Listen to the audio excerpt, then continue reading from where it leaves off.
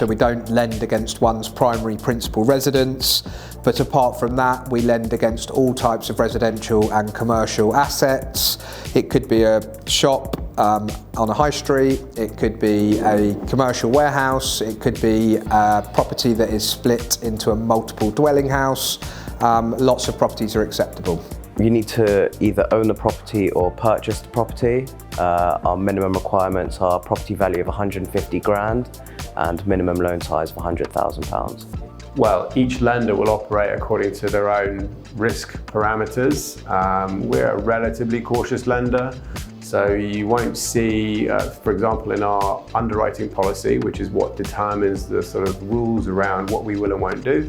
For example, we won't lend above 75% loan to value. So that's just one example of what we will or won't do on a bridging loan.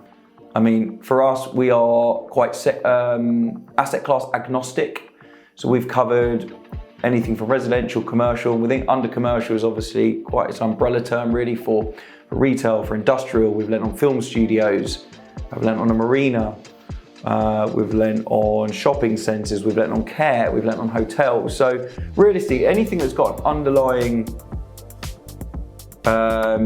real estate value could be considered for a bridging loan. For it to be a bridging loan, it has to be short term. It also has to be secured against real estate for it to be a bridging loan. But what we look for as a business is we look at the asset, where the asset is located. So we like to focus on England and Wales. We also look at the loan to value, which is how much money you want to borrow as a proportion of the value of the asset. And we also want to understand your experience with these types of transactions. So are you a professional property investor? Are you a professional developer? Do you know what you're doing?